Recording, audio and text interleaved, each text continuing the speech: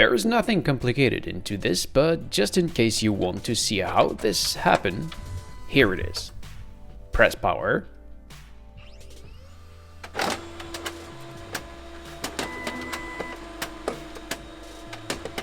Select your language.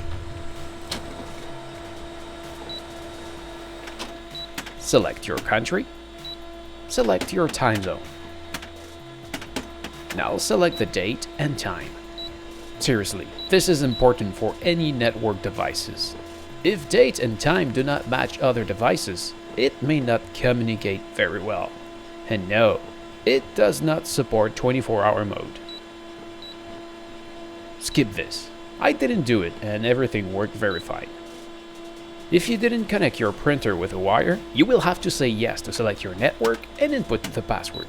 Because I connect my printer with a cable to the router, I don't have to do this.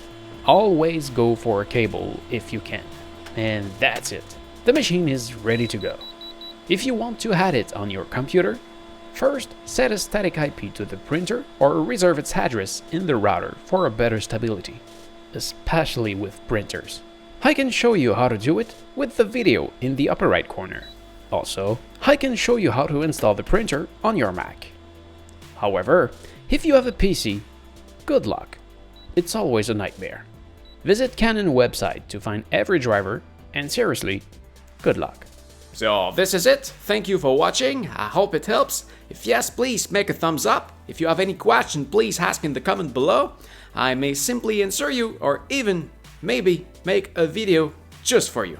So don't forget to subscribe, and what you do see back there is from my main channel, so please come take a look at this right there. Thank you for watching again. See ya!